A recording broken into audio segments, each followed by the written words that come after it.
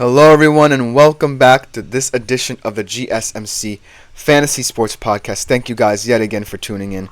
My name, as always, is Christopher Shepard.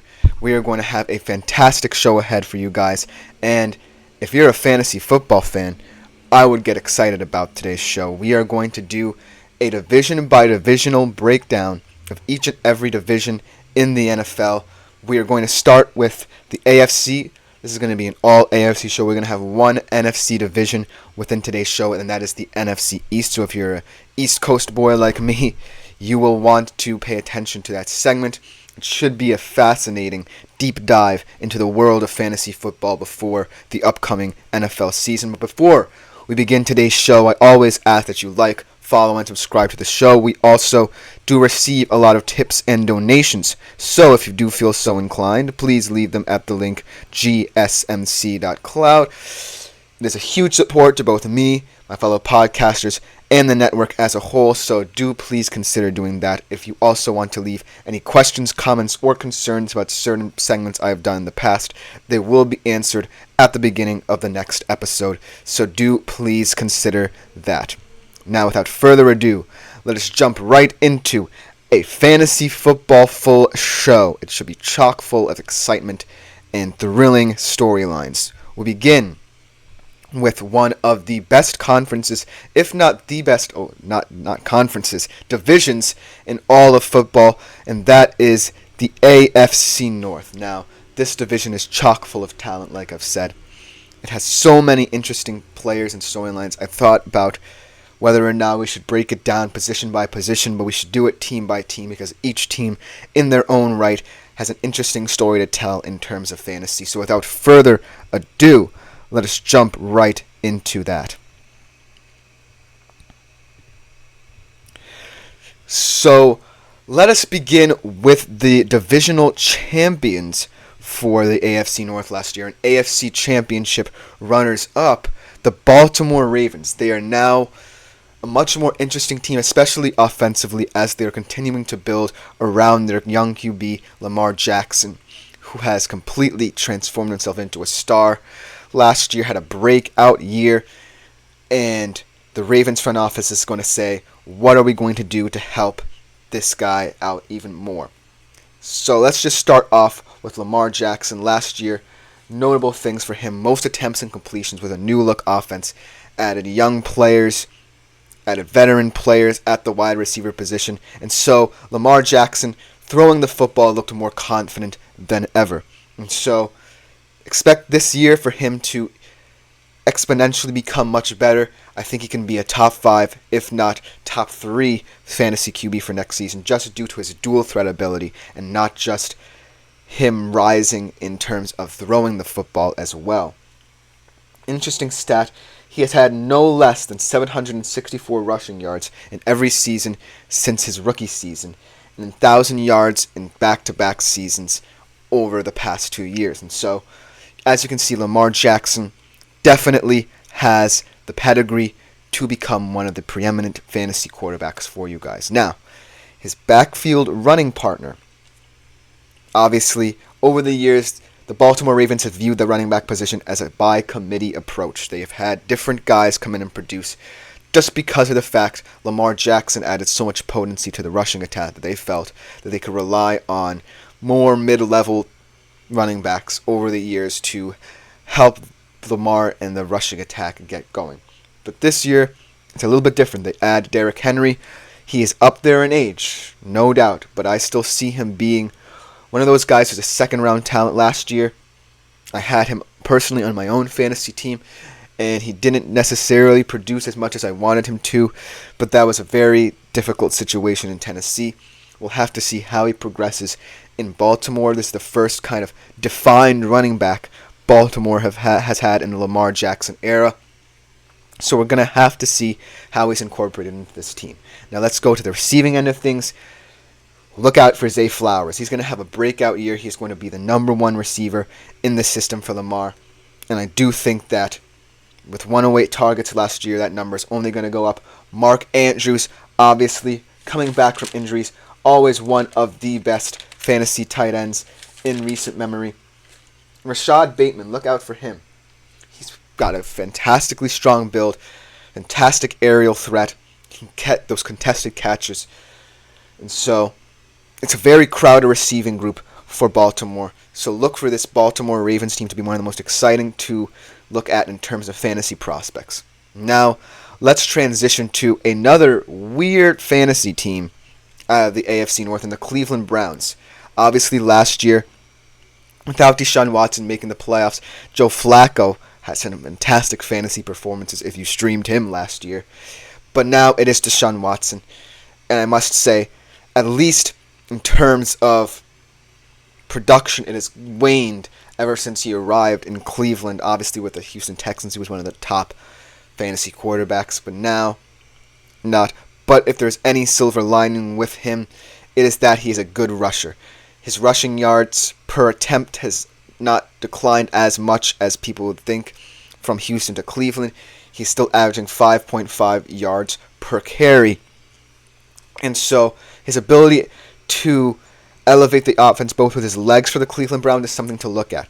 Now, he does have one of the most established receivers in the entire division in Amari Cooper, a fantastic 1,000-yard receiver. You can guarantee him being one of the preeminent stars for them. No less than 15 fantasy points in the last 2 years for Amari Cooper, and he especially shown late in the year. Let's see if he can do it with Watson now as his starting QB. In terms of running, how about Jerome Ford? Obviously, Nick Chubb is coming back from a harrowing injury, and so maybe he's not going to have as many carries. They're going to want to ease him back into that backfield. But Jerome Ford, last year had 23 runs of 10-plus yards. So look for Jerome Ford to be a big play running back. Could go in mid-third round, in my humble opinion, for someone looking for a solid backup running back option. And then let's talk about David Njoku. David Njoku is a fascinating tight end to look at because he really struggled a little bit with Deshaun, but under Joe Flacco, his star rose. He is a top 10 to 15 fantasy tight end, and we'll have to see how he pairs with Deshaun Watson or if his attempts go down, but he still is going to be one of the most dominant players in there. And with Flacco, he averaged just under 10 targets per game. That number I expect to go down, but still, he is going to be someone to watch. And ultimately, the Cleveland Browns, let's see how they do with Deshaun as their quarterback. That's the main question. Can Deshaun elevate the players around him so that they can perform not just in real life, but for you guys in fantasy?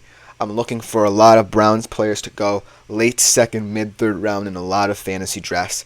Look for guys like Amari Cooper and David Njoku in PPR leagues. I think that Deshaun Watson will want to spread the wealth around with them. Also, he just got Jerry Jeudy into that system. I forgot about him. He has never had a 1,000-yard season, so let's see how Deshaun Watson tries to include him into this offense. But ultimately, the Cleveland Browns are going to be a fascinating team to look at. Let's look at a team that, had Joe Burrow not been injured last year, could very well have been the fourth team from the AFC North, and every single team from this division would have made it. The Cincinnati Bengals. Obviously, when Joe Burrow is healthy, he is one of the best fantasy quarterbacks in the NFL. When he plays 16 games, he has averaged over 15 points. He only averaged 15.31 fantasy points last year, but that was mainly due to the injury.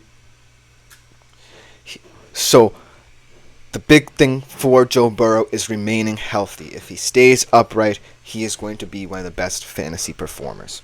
Now let's go to his receiving core, one of the best in the league. Obviously, a lot of sticky contract situations to deal with, but he still has both Jamar Chase and T. Higgins, at least for a couple more years. Jamar Chase, look for him to be one of the best fantasy wide receivers yet again. He has averaged 14 fantasy points per game each season ever since he stepped into the league. And then T. Higgins, the question about him, how do you view him? Do you want to draft him later in the fantasy drafts, like late third, early fourth, or do you consider him a wide receiver one? It's up to how the Bengals offense operates and how Joe Burrow sees them and uses them. But that's the big question for them. At the tight end position for them, there's a lot of questions. I don't really see anyone emerging over the past couple of years. Hayden Hurst had a couple bright spots last year, but now he's gone. Drew Sample had a couple good games, but ultimately, most of their receiving threat and the receiving talent fantasy-wise stems from that two-headed monster of Jamar Chase and T. Higgins. And last but not least, let's go to the team that's always intriguing. A lot of storylines surrounding this team, especially this year. With the Pittsburgh Steelers, obviously we don't necessarily know who their quarterback is going to be. Is it going to be Russell? Is it going to be Justin? If it's Russell Wilson, I think you should take him later. If it's Justin Fields, I think you should take him higher, actually, because of the fact he's more mobile, and it's still very early in his career, and he can be utilized in so many different ways in that offensive system. But the guy who I'm really expecting to have another nice season is Najee Harris. Every season of his career, he's had no less than 1,000 yards and 7 touchdowns. So I expect that Najee Harris is going to be the bell cow for this offense. Him and Jalen Warren competing for different touches. I think that Najee Harris will especially help whichever QB emerges from this competition. And so look out for him. And last but not least, let's talk about George Pickens. 1,140 yards in his sophomore season. 63 receptions. The question with him is his attitude issues. We saw it last year a little bit. If he fully buys into what the Steelers and Mike Tomlin are doing, I think he's going to have another fantastic breakout season. So that will just about do it for this AFC North Fantasy Preview. We fit a lot in. These 4 teams there are brimming with talent. I wanted to touch on every single team. But coming up next, we are going to transition to the AFC East. That is another division that has a lot of different questions surrounding it. Who will I decide for you to roster? That is the big question. We will be right back to talk about that after the break.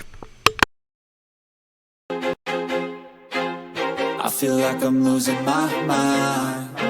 Is everybody in the world blind? Please, Lord, give me a sign, a sign. I feel like I'm losing my mind. Is everybody in the world blind? Please, Lord, give me a sign, a sign. I wanna be the greatest. Everybody on the fake shit. I look around and feel like everybody is the fakest. I make this every day and I'm impatient, hoping one day I blow up from the basement. Statement, the top is so vacant. I don't hear shit that I think is amazing. Waiting for my day when I'm playing sold out shows for 1,000 faces. Hey, give me that crown, get in my way and to be put down. It ain't your place, all this my town. If I want that shit, then I'll get it right now. I'm losing it, the noose it fits. I'm losing shit, a stupid myth. You choose to live or choose to dip. You choose to fight or lose your grip and lose a gift. I feel like I'm losing my mind. Is everybody in the world blind? Please, Lord, give me a sign, a sign. I feel like I'm losing my mind. Is everybody... Hello, everyone, and welcome back to the GSMC Fantasy Sports Podcast, brought to you as always by the GSMC Fantasy Sports Network. And so, I hope you guys enjoyed that last segment. Obviously, I love the AFC North just because you can get a lot of fantasy production from that division. But we are transitioning to another very intriguing division within the AFC East. But before we do that, I do want to yet again remind you to consider, let's get rid of this so that you can see the link, gsmc.cloud, leaving a tip or donation or even a question, comment, or concern about any certain episode or segment at the link. So do consider doing that. It is greatly appreciated. Huge support to both me, the network, and my fellow podcasters. But let's just jump right into the second segment of today's show, previewing the AFC East, another very top-heavy division with a lot of interesting storylines emerging, especially in the tri-state area with Buffalo and New York. Let's begin with the Buffalo Bills because they are a fascinating team this year. They have obviously one of the best quarterbacks in the NFL in Josh Allen, but there are a lot of questions around his supporting cast this year as they lose Stephon Diggs, so let's just jump right into it. Josh Allen, one of the most impressive stats that I've discovered doing the research for all these divisions is that Josh Allen in the past 4 seasons has not finished lower than QB2 in any fantasy season. That is a remarkable stat. This year it might be a little bit harder for them, but it's the one thing to consider. Josh Allen will always be at least a top 2 fantasy quarterback, no matter who he is throwing the ball to. And so I'm not too concerned about him. But let's just look at the motley crew of supporting talent he has at his disposal, shall we? He has a fantastic running back, at least in the last couple weeks of last season, in James Cook to rely upon. He's a fantastic receiving running back, as we saw later in the season, especially in their little playoff run that they had. He averaged 17.8 fantasy points from weeks 11 to 17. That's something to consider.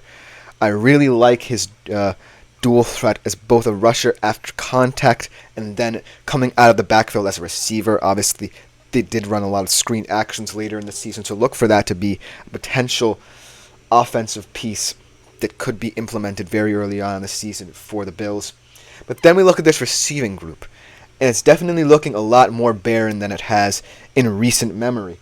Their top receiver now is Gabe Davis. Obviously, he'll get more targets because I see him as the number one wide receiver now that Stephon Diggs is gone. But then you have a mixture of guys like Khalil Shakir, Curtis Samuel's coming in. He had 118 touches last year. Curtis Samuel, actually 4 years ago with Panthers. That's still his career high, so let's see how he transitions to the Bills. And then you have a guy in Keon Coleman who is a really promising receiver from this draft class, who has size. If you saw him at Florida State, he can catch a lot of contested catches. I'm going to see if he can produce in the red zone, because he could be a huge aspect for you off the bench if you need red zone points. So the Buffalo Bills as a whole are probably the most fascinating team in this division fantasy-wise, mainly due to the fact that they have such a high-end quarterback who is a no-brainer for a lot of people, but with a supporting cast that has been decimated in many respects, and so it's going to be intriguing to see. Let's switch to another very interesting team who brings back a high-level quarterback, no matter how old he is, in the New York Jets. Obviously, it starts and ends with Aaron Rodgers. Can he be a fantasy quarterback you can rely on day in and day out? And I just think that he's going to maintain his level of production. The last time we saw him in a full season, like I said countless times, he had over 3,500 yards. The man is still an elite player. And I'm not worried about him. I'm more worried about his offensive line, whether they can keep him healthy for longer than 4 snaps. But if they do, then I think that Aaron Rodgers can be at least a top 10, if not top 5 fantasy quarterback. Let's talk about his offensive weapons. Breece Hall is a fascinating fantasy running back, top 10 fantasy running back. Running back 8 if you were going by a points per game basis last year. He had 16 receptions, which was first amongst running backs last season, and that was with guys like Trevor Siemian and Tim Boyle as his QB. So that is huge for Breece Hall, and he's going to be a fantastic little weapon for Aaron Rodgers to utilize out of the backfield. But then obviously Garrett Wilson is the player who's going to get a lot of attention from Aaron Rodgers. 1,000 yards in back-to-back seasons without Aaron Rodgers, which is even more impressive considering the putrid quarterback play that the New York Jets have gotten over the past 2 campaigns. But ultimately, I think that 3-headed monster is going to put up huge fantasy numbers. The question still remains if Aaron Rodgers is willing to do it, if he's fully committed to rehabbing himself, getting his body back to that condition that we all know he is, one of the healthiest quarterbacks. That's the reason for his longevity in this league.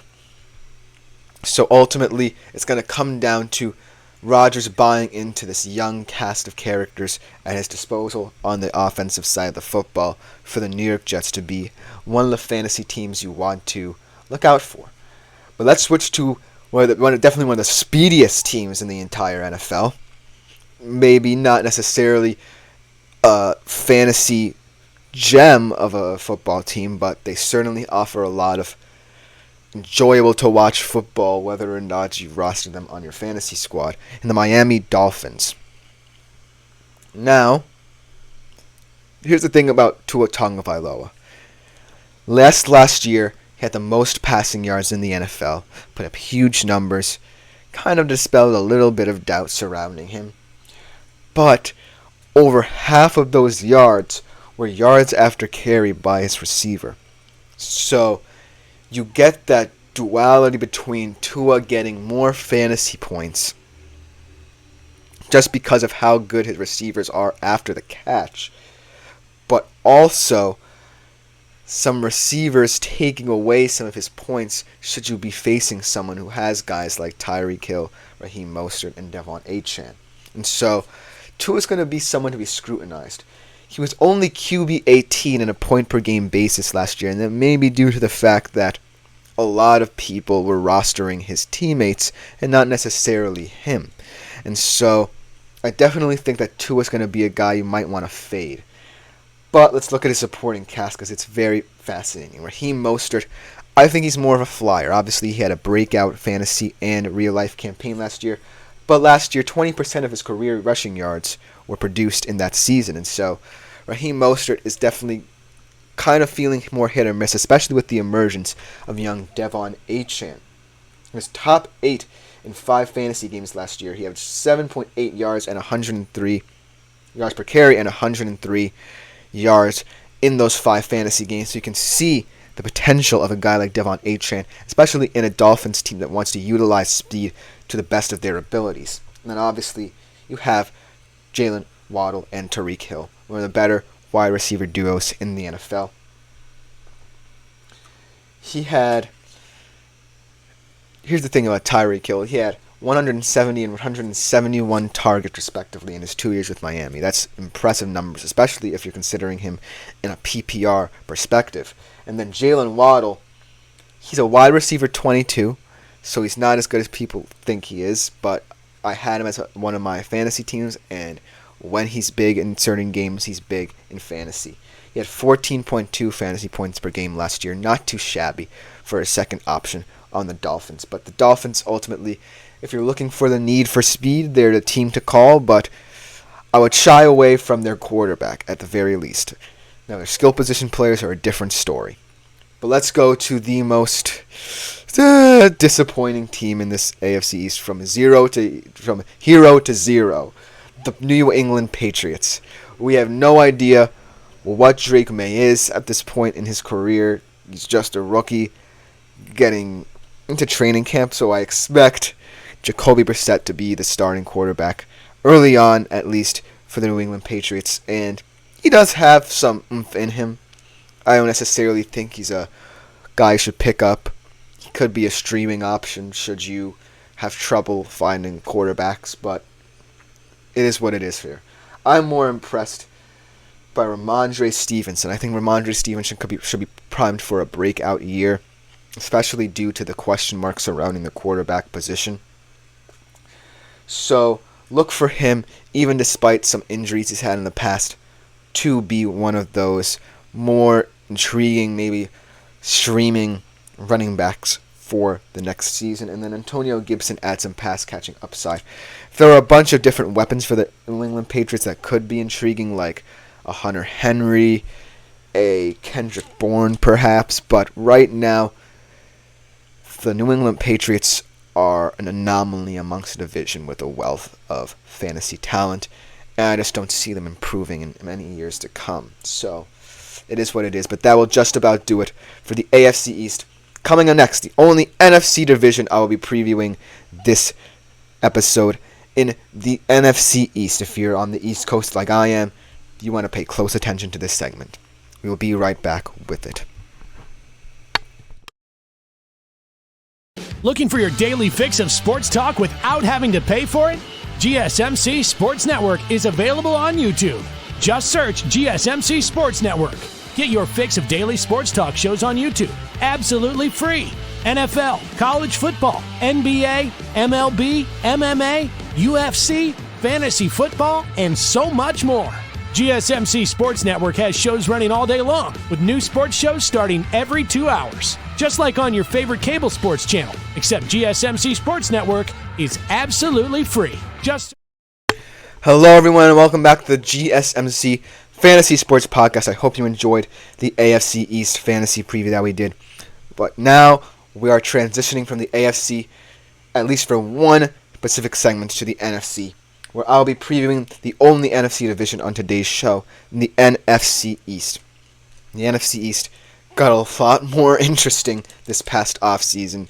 Some crossing of enemy lines, shall we say, that we'll be able to touch upon. So without further ado, let us jump right into this particular segment.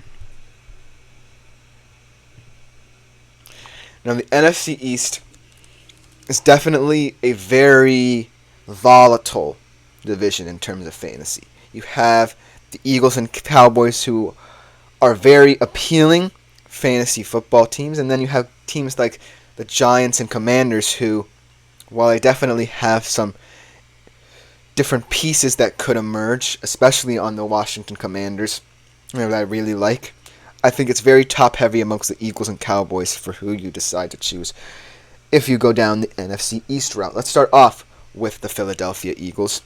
I'm going to start off with one of the more contentious, controversial quarterbacks in fantasy football, in Jalen Hurts. He has had no less than 21 fantasy points per game in any particular season, but as we saw last season, he kind of regressed to the mean. For example, in 2022, his breakout season where he went to the Super Bowl, he had 26.8 fantasy points per game, putting up huge numbers, but last year it was only 23.1. So, as you can see, maybe because of the fact that he declined, that makes you want to shy away from him, but he still has that dual threat ability. Obviously, he also has wide receivers and skill position players to elevate what he does throwing-wise, but as a runner is where he can get most of his production. He averaged 9.8 yards per carry over the last 3 years. So look out for Jalen Hurts to be one of the better dual-threat quarterbacks. I'm not sure he'll go as high as QB 13 in many fantasy drafts, mainly due to that big drop-off, but if anything, his rushing production does save him a little bit. Now, the running back debate is where it gets interesting. They acquired Saquon Barkley from the New York Giants. That's the crossing of enemy lines right there. But they already have an established running back who had all career highs last year in DeAndre Swift, who moved from the Lions.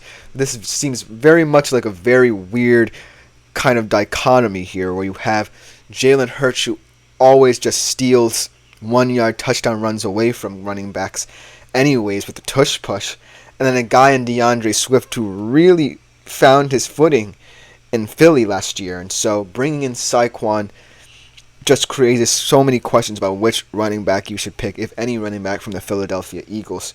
But I'm saying you should buy into DeAndre Swift a lot more. I like DeAndre Swift emerging as a top-level running back, especially in fantasy over the past couple of seasons. And I think I'm going to fade Saquon. I don't see him being that top 5 fantasy running back, when healthy, mind you, that he was in the past. And so, yeah, I think this whole running back situation is very muddy in Philadelphia. But ultimately, they are very exciting in that regard. Now, in terms of receiving talent, they obviously have their own a very exciting wide receiver duo in A.J. Brown.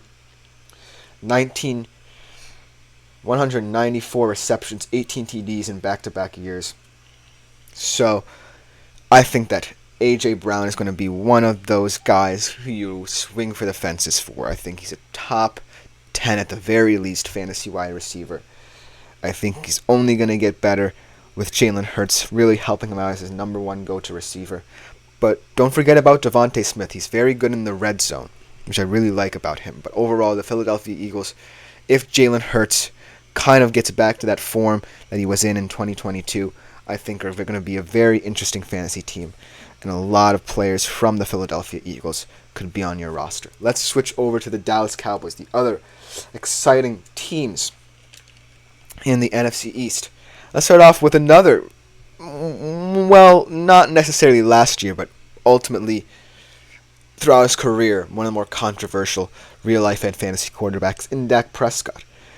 If there's anything good to say about Dak Prescott over the entirety of the 23 season, obviously, he had a no-show at home against Green Bay in the playoffs, but we don't want to talk about that. He was one of 5 QBs last year, to average over 20 fantasy points per game. So that is saying something about the high-end regular season Dak Prescott had last year. Obviously, you don't have to necessarily worry about the postseason that much in fantasy football. You don't play as many games in postseason time than you do in regular season, so Dak Prescott should be a very appealing option for you. It's up to you. In terms of skill position groups. Obviously, we can talk about CeeDee Lamb, but I want to look at a guy who kind of had a breakout campaign last year. I'm really expecting to continue his dominance next year, and Jake Ferguson. He was one of 7 titles last year to have more than 100 targets a season, and also three TD games last year. So as you can see, Jake Ferguson has the potential to be a huge red zone threat for the Dallas Cowboys, score a lot of touchdowns from the tight end position. So he's one of the more intriguing options on this very talented skill position core for Dallas. We can go on and on about how CeeDee Lamb can be in the conversation for being the number 1 overall fantasy prospect at the wide receiver position, but still, Jake Ferguson might be named now, especially if you're looking for a tight end who can get you a touchdown production. But ultimately, that's all I have to say about the Cowboys. I think that Dak is still going to be a very high-end fantasy quarterback. He's going to be coveted. He could go as maybe high as, say, 5th quarterback off the winning fantasy drafts, in my humble opinion.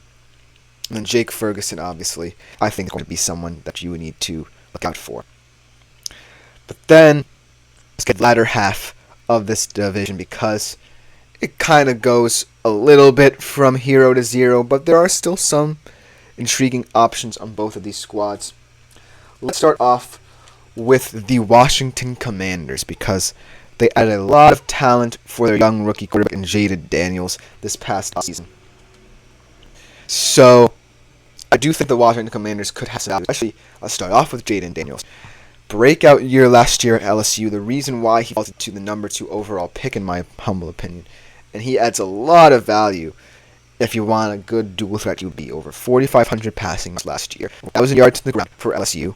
And that was in a very explosive offense. And he comes into a Washington Commanders system that is proving that they want to build on. They add Austin Eckler. He already has a guy at the receiver position in Terry McLaurin, who is a perennial 1,000-yard receiver. And then Jaden Dotson, who could emerge as well, someone who grabs contested catches. So ultimately, the Washington Commanders could be appealing and settle into his role as the for them. So while I'm not necessarily saying that you should look at them, especially in the division, because there are a lot more options, I'm saying the Washington Commanders, give them 3 or 4 years, and they could be someone that you are mining the well for fantasy-wise. But let's switch to Giants. We have to talk about them at some point. And it's a team that definitely doesn't necessarily have the same draw as the Eagles and Cowboys if you're looking for steals fantasy. But if there's anything, gives me hope, is that Daniel Jones may just have his new number 1 receiver in Malik Neighbors, the number 6 overall pick in the 2024 NFL Draft. The Giants immediately becomes perhaps Daniel Jones' go-to target. Last year, he had 1,516 and 14 touchdowns. It's highly explosive. I look for him to be a huge vertical threat, extend Daniel Jones' throwing range. So perhaps he's a missing piece of the puzzle the Giants are together here. Another guy whose name I just wanted to throw out, mainly because he's going to have to step up at the tight end position, is Daniel Bellinger, only 200 yards last year, but due to Darren Waller's retirement, could step into a much bigger role should Daniel Jones wish to go to him. But ultimately, I think the New York Giants as a whole are just a huge question mark on paper in terms of that. What is Daniel Jones going to be next year? Is he going to be the guy who kind of stepped up 2 years ago to the plus exactly, or is he going to be the guy who kind of regressed to the mean early on and was beset by injuries? That's the huge thing surrounding the Giants, because if Daniel Jones comes back and he immediately finds rapport with Malik Neighbors can be a top 10 fantasy receiver in my opinion, because of his yards at the catch ability and because of the fact he's always going to be looked for in terms of vertical routes. And so, the huge thing of the Giants is their health. If they stay healthy, they definitely have an opportunity to have some breakout stars. But if I were you, I would mainly look at the top half of this division, especially with the Philadelphia Eagles and Dallas Cowboys for that fantasy talent. So that's do it for this NFC segment, the only NFC segment of today's show. Coming up next, we're going to transition to the weird and wacky AFC South. You don't want to miss that segment. A lot of young talent emerging in that division. It should be a fascinating one.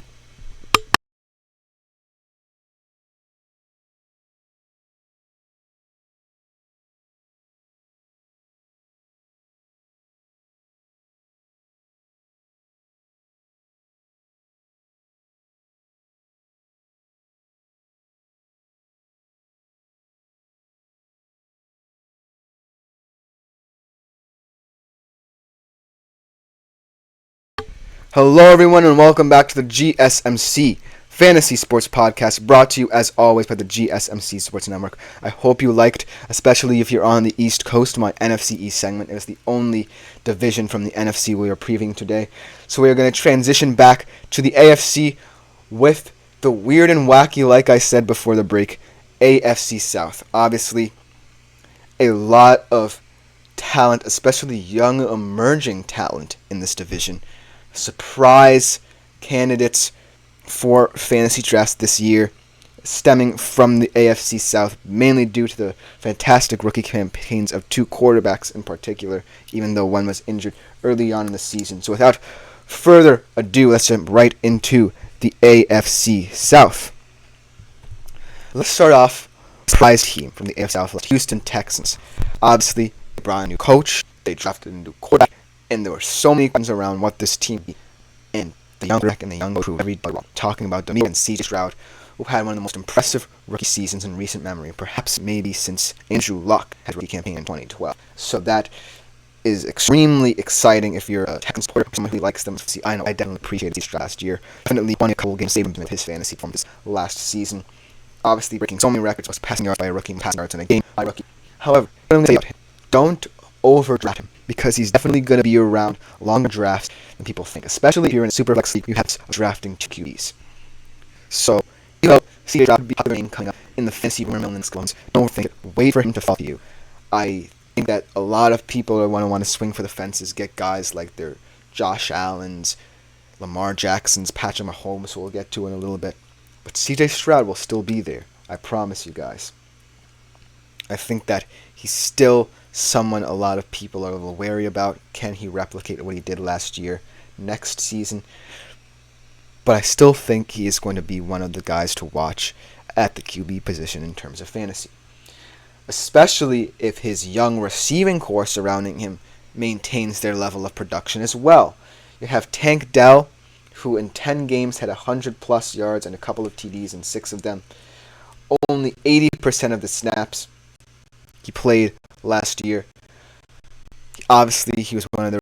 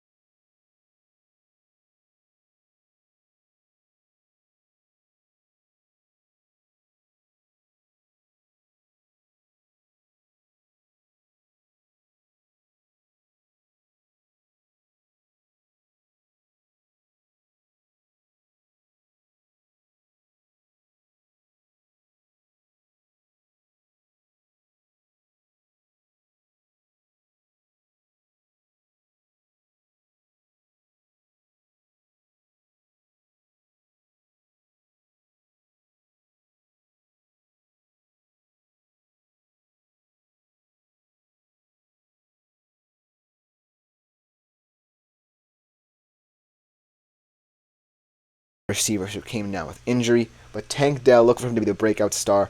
Obviously, you have guys in Nico Collins, who had a 1,000-yard year last year, and Noah Brown, who had a breakout campaign, who Stroud can rely upon. But Tank Dell is the guy, in my opinion, that I think the Houston Texans are really going to focus on in his growth, because of the fact he adds some speed, he adds some red zone ability.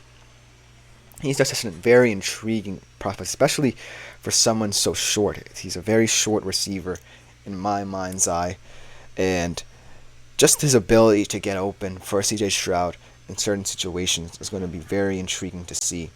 I think he can definitely be at least the wide receiver 2 on the Houston Texans, if not the wide receiver 1, should they view him that way. But overall, the Houston Texans, very promising young team. Let's look to see if they can maintain that hold over the AFC South.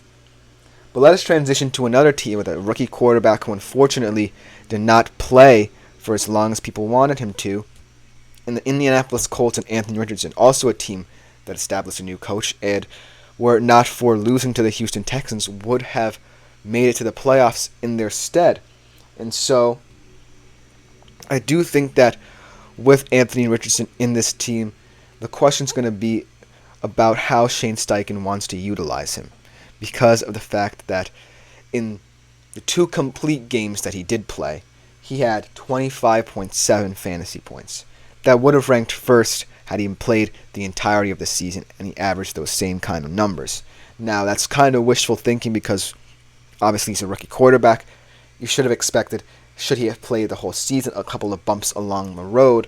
But with Anthony Richardson, that's the surprise with him. I think that I would personally be willing to take a flyer on him, mainly due to the fact that I believe that Shane Steichen can really help him elevate his game from year 1 to year 2.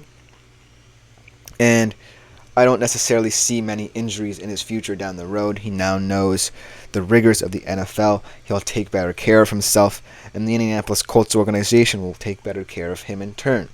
So, Anthony Richardson, make of him what you will, but just in that small sample size, we do see the potential that he has to be one of the dominant fantasy quarterbacks for many years to come, especially in the AFC South, where another quarterback like CJ Stroud is. But the guy on this young Indianapolis Colts team that I'm really looking for is Jonathan Taylor. Obviously, he's had a lot of up and down moments in his career, especially in his breakout 21 campaign, where he was one of the top fantasy running backs in that season. But we haven't really seen Jonathan Taylor maintain that level of production that we wanted him to maintain, especially as a fantasy fan. But if there's any silver lining to him potentially having another big season next year, in the final 8 games last year, he averaged 14.3 yards per carry and 88 yards per game. So we do see the upside of a guy like Jonathan Taylor, and overall the upside of a fascinating Indianapolis Colts roster with a guy like Richardson at the helm at QB, who, mind you, can also be a dual threat kind of guy. You have a running back and Jonathan Taylor who wants to have another big season like he did in 21, and you have interesting receivers and guys like Michael Pittman and Josh Downs who are looking to have their own breakout campaigns in their own right. I wouldn't necessarily say that Michael Pittman and Josh Downs are the most appealing fantasy options, but they definitely are kind of flex backup wide receiver options for you, should you consider them. Overall, I think the Indianapolis Colts are going to be a team that you're going to have to wait and see on. They're a wait-and-see team, in my opinion, mainly due to the fact that we don't know if Richardson is necessarily the guy that people think he is. But let's switch from the Colts to the Titans, another team with a very young QB last year, taking over the reins from Ryan Tannehill and Will Levis. Here's the thing about Will Levis. He has a lot of moxie. He probably is going to be a Josh Allen type of player where he's going to have a lot of yards, but a lot of turnovers.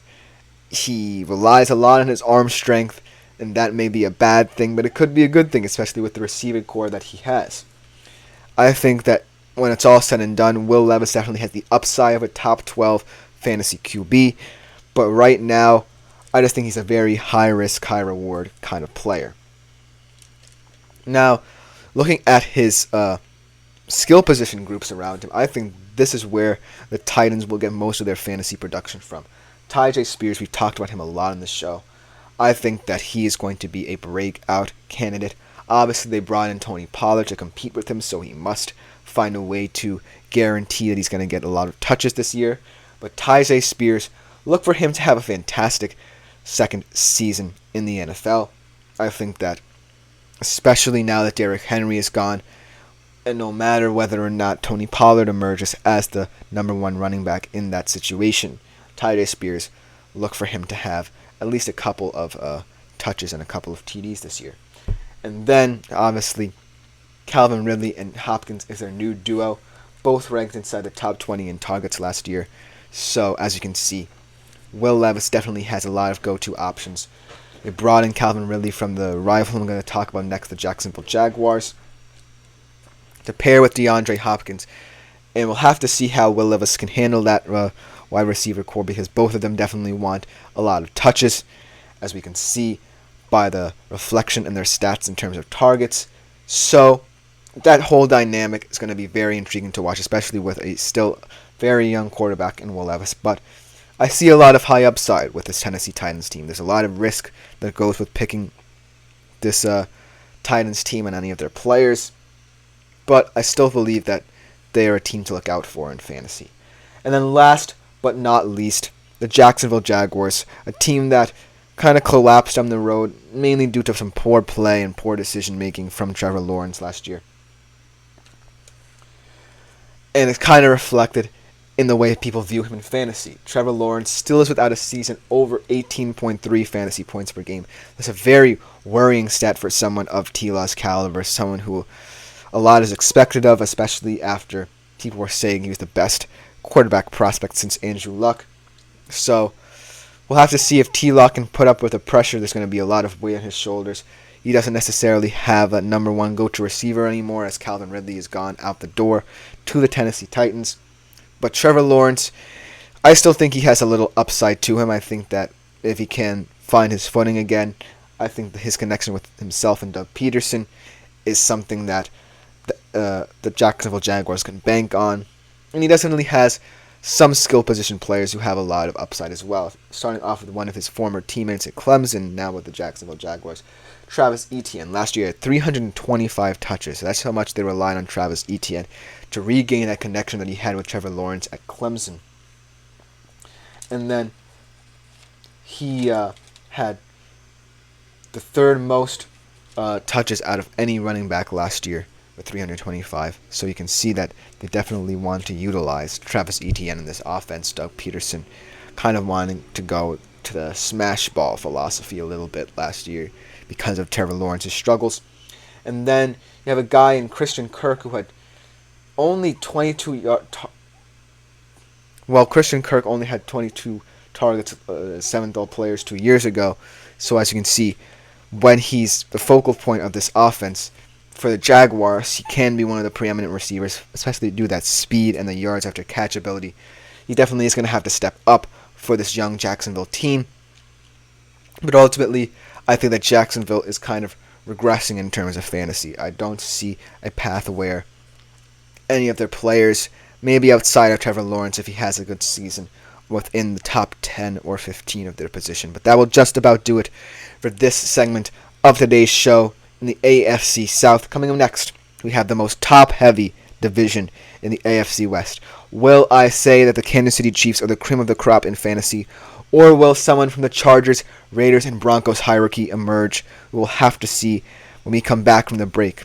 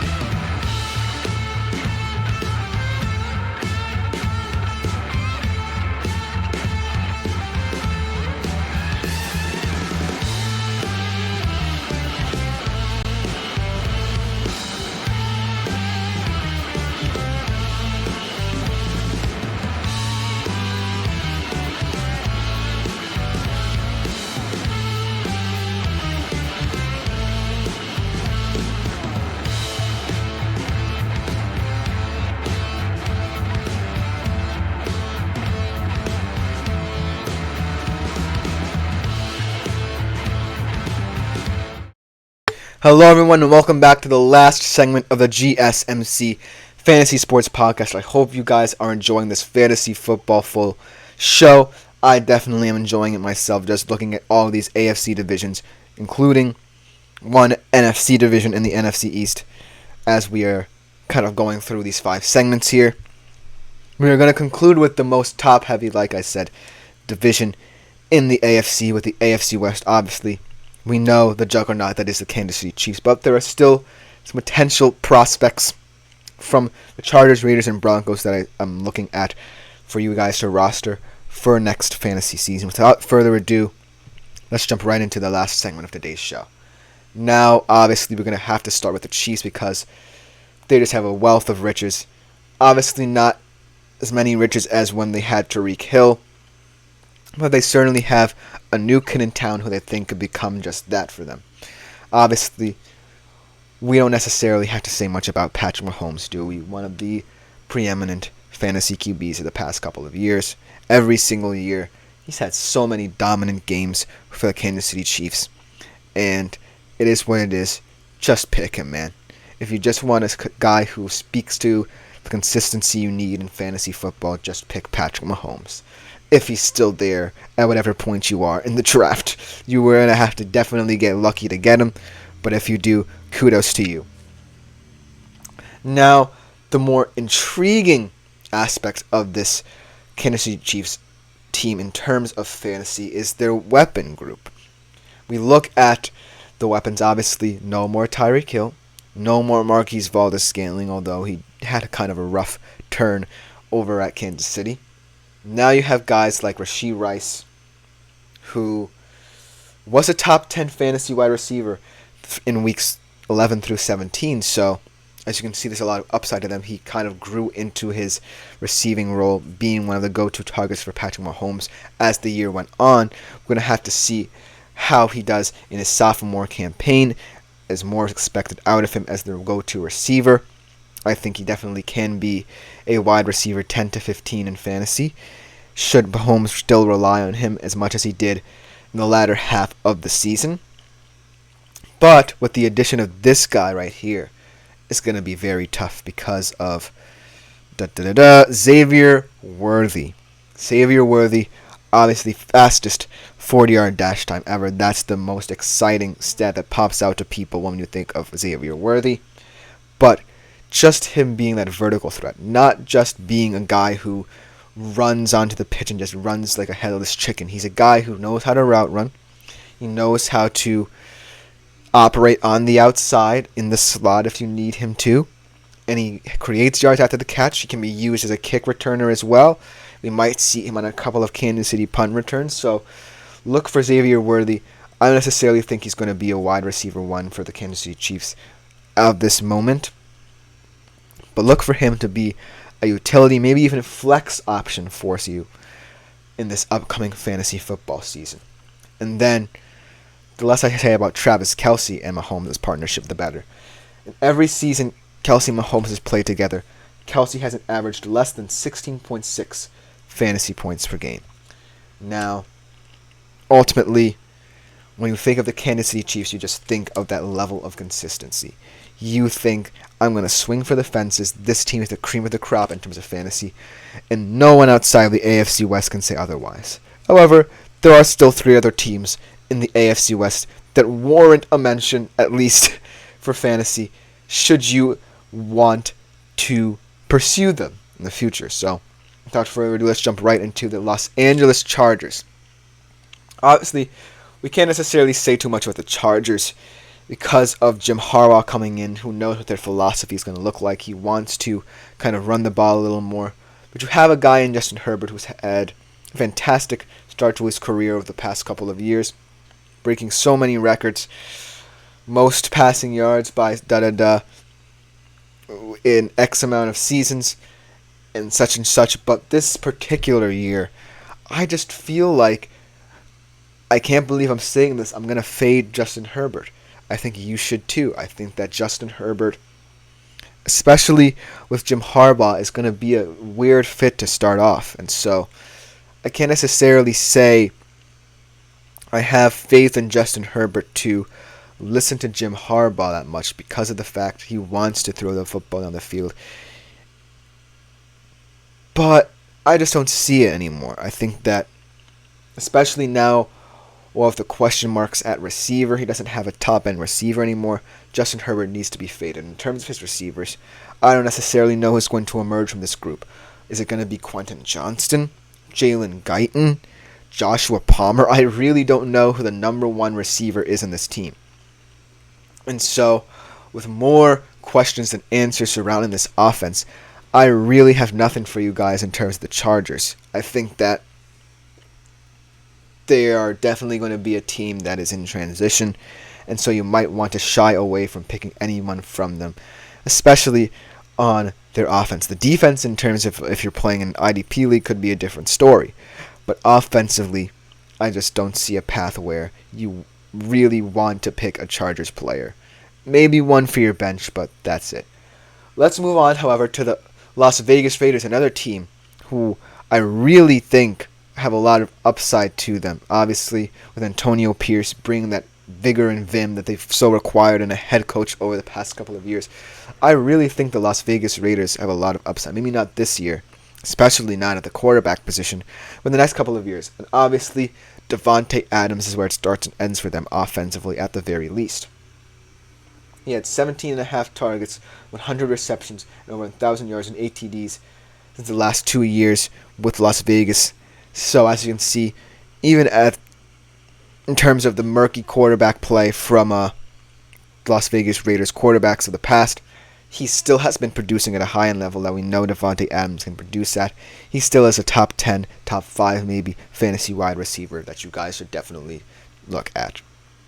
But the most interesting player in terms of the entire AFC West, in my humble opinion, is Brock Bowers, actually. I never would have thought that a tight end in a division that has a monopoly at the top in Kansas City, would a tight end, a rookie tight end no less, from the Las Vegas Raiders emerge as one of the most intriguing talents in this division. But Brock Bowers is not any average tight end. He's just a powerful player who kind of operates kind of like a slot wide receiver almost. He can play anywhere along the alignment. He can block very well. He's not necessarily known for blocking because of his receiving prowess, but he can block very well. But 8.5 yards after catch at Georgia definitely speaks to the ability that Brock Bowers brings to this potent offense for the Las Vegas Raiders. Look for him to be a stalwart in that system, someone that Antonio Pierce wants to rely upon, his physical toughness definitely in terms of that. Las Vegas Raiders right now, with no path forward at the QB position, I don't know if it's going to be Garoppolo or O'Connell, but they definitely still have some fantasy players you might want to keep an eye on, especially on Brock Bowers as his career progresses. But let's round out today's show and the AFC West division with the Denver Broncos, the new-look Denver Broncos. Out goes Russell Wilson, in comes Bo Nix. But we don't want to talk about Bo Nix in that quarterback room. We want to talk about their skill position players, because I really, really think that the skill position group, sans Russell Wilson, maybe because the pressure that Russell Wilson brought with him to deliver for that young Denver core got to them a little bit, but now they're free of him and free of that mindset. And so I think that they're looking to have breakout campaigns. Let's start off with Javonte Williams. Last year he did have career highs. He's been the bright spots on that Denver Broncos offense. He had career highs in carries, receptions, and touches last year. So look for him to continue producing no matter who the QB is for the Denver Broncos, because he is going to be one of the top 10 fantasy running backs, in my humble opinion. And let's round off today's show with Courtland Sutton. I'm still looking for Courtland Sutton to have a breakout campaign. He only topped 100-plus targets and receptions only once in 3 seasons. Obviously, we saw last year the potential that a guy like him has. His connection with Russell Wilson kind of grew, but now he's going to have to build a new one with Bo Nix or Jarrett Stidham, whoever emerges from that group. So we'll definitely have to see how this Denver Broncos offense operates outside of a guy who is mainly focused on himself and Russell Wilson. But that will just about do it for today's show. It was a fantastic opportunity to focus on different divisions, especially in the AFC, and obviously on the East Coast. I'm an East Coast boy. I had to focus on the